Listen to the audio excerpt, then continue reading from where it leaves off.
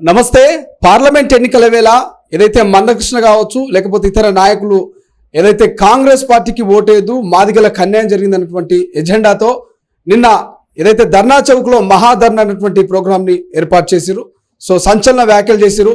కాంగ్రెస్ పార్టీలో ఉన్నటువంటి ఏదైతే గాంధీ భవన్లో దీక్షలో కూర్చున్నటువంటి నాయకులు కూడా కాంగ్రెస్ పార్టీకి ఓటేరన్నటువంటి కామెంట్ చేసిరు. సో మాట్లాడదాం ఇదే అంశం మీద. ఏదైతే ఎస్సీ కార్పొరేషన్ చైర్మన్ నాగారి ప్రీతం గారు అన్నారు. ప్రీతం గారు, మందకృష్ణ మాది గారు నిన్న మహాధర్నాన్ని ఏర్పాటు చేసిరు. సో ఆయన చాలా హాట్ కామెంట్స్ ఘాట్ కామెంట్స్ చేసిరు. దానికి సమాధానం చెప్పడానికి మీరు సిద్ధంగా ఉన్నారా? 100% సిద్ధంగా ఉన్నా. దేనికంటే దానికి ఏ చోరస్తా అంటే ఆ చోరస్తా నేను సిద్ధంగా ఉన్నా.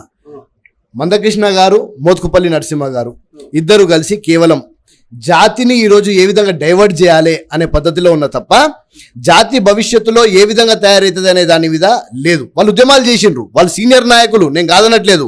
కానీ ఇంకొక 20-25 సంవత్సరాలు రాజకీయాల్లో ఉండాల్సింది మేము. మా భవిష్యత్తు ఏందో మాకు తెలుసు. ఈ భవిష్యత్తు బీజేపీతో ఏం కాబోతుందో కూడా మాకు తెలుసు.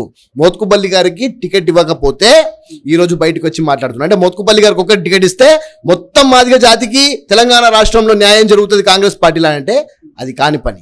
ఆయన వరంగల్ అడిగిండు, నాగర్ కర్నూలు అడిగిండు, అప్లికేషన్ పెట్టుకున్నాడు.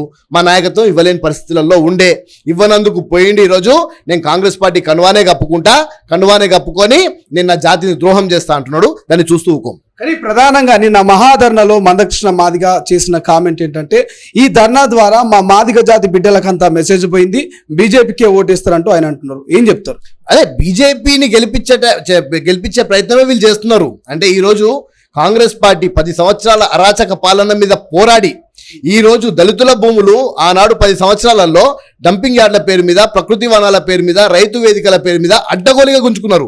అంతదాకెందుకండి, మందకృష్ణ మాదిగ సొంత భూమి, వాళ్ళ తాతల ఆస్తున్న భూమి ఆరూర్ రమేష్ అనే ఒక దరిద్రుడు పూర్తి స్థాయిగా కబ్జాలు చేస్తే ఈ రోజు ఆయన బీజేపీ టికెట్ తెచ్చుకుంటే పోయి ఆయనకు సపోర్ట్ చేస్తున్నాడు. ఇటువంటి నాయకులకు సపోర్ట్ చేసే వీళ్ళు ఈ రోజు మళ్ళా భారతీయ జనతా పార్టీని గెలిపించాలి, ఏదైతే రాజ్యాంగాన్ని రద్దు చేస్తా అంటుందో అటువంటి వాటిని గెలిపించాలని చెప్పి వీళ్ళు మాట్లాడుతుంటే ఎక్కడనో వీళ్ళ సెల్ఫ్ అజెండా కనిపిస్తుంది, సెల్ఫ్ గోల్ కనిపిస్తుంది. ఎక్కడ కూడా జాతికి సంబంధించి గోల్ కనిపించట్లేదు. ఏదో కాంగ్రెస్ పార్టీ మాదిగలకు అన్యాయం చేయబోతుంది, కాంగ్రెస్ పార్టీ ద్వారా అసలు మాదిగలకు అసలు లైఫ్ లేదు అనే విధంగా వీళ్ళు మాట్లాడి చిత్రీకరించే ప్రయత్నం చేస్తున్నారు. 100% ప్రత్యక్షంగా కాకపోయినా పరోక్షంగా ఈ రోజు వర్గీకరణ అమలు చేసింది కాంగ్రెస్ పార్టీ. మాదిగలకు కార్పొరేషన్, మాలలకు కార్పొరేషన్, ఉపకులాలకు కార్పొరేషన్ ఇచ్చి అన్ని కులాలకు ఎవరికి ఎంత జనాభా ఉందో ఆ జనాభా ప్రకారము రేపు 100 లోన్లు వస్తే ఆ 100 లోన్లో జనాభా ఎంత ఉందో అంతమందికి ఈక్వల్గా డిస్ట్రిబ్యూట్ అయ్యే పని కాంగ్రెస్ పార్టీ చేస్తుంది. దీని మీద హర్షం వ్యక్తం చేసే పని మందకృష్ణ మాదిగ గారు కానివ్వండి, మోత్కుపల్లి నరసింహ గారిని చేరు కేవలం జాతిని డైవర్ట్ చేసే ప్రయత్నం చేస్తున్నారు under the direction of Narendra Modi.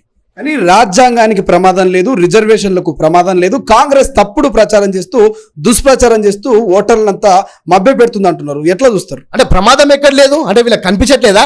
తెలుగుని మాట్లాడుతున్నారా, తెలుగు లేక మాట్లాడుతున్నారా? మాకు రిజర్వేషన్లు ఎక్కడ కావాలి? చదువులో కావాలి. మాకు రిజర్వేషన్లు చదువులో కావాలి. చదువులన్నీ ప్రైవేట్ యూనివర్సిటీలు అవుతున్నాయి, కనిపించట్లేదా మీకు? ప్రైవేట్ యూనివర్సిటీలు అవుతుంటే మీ ఎంఆర్పిఎస్ ఏం చేస్తుంది? ధర్నాలు చేయకుండా ఏం చేస్తుంది? ప్రైవేట్ యూనివర్సిటీలో రిజర్వేషన్స్ ఉన్నాయా?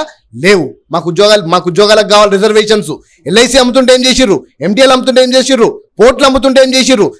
రైల్వే స్టేషన్లు అమ్ముతున్నారు, ప్లాట్ఫామ్లు అమ్ముతున్నారు, ఎయిర్పోర్ట్లు అమ్ముతున్నారు. ఇవన్నీ అమ్ముతుంటే ఏం చేస్తున్నారు?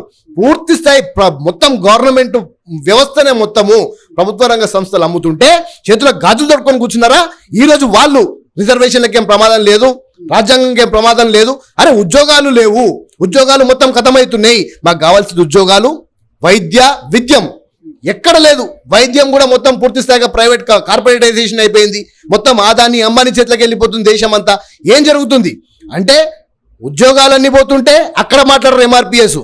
మా మొత్తం విద్య మొత్తం ప్రైవేట్ యూనివర్సిటీలు అయితే మాట్లాడరు. ఈరోజు మాదిగలకు అన్యాయం జరుగుతుంది, ఈ కులాలకు అన్యాయం జరుగుతుంది, మొట్టమొదటిగా మొత్తం దళిత జాతికి అన్యాయం జరుగుతుంది. ఆ అన్యాయంలో భాగం వీళ్ళు అంటున్నా, నేను 100% వీళ్ళు అంటున్నా.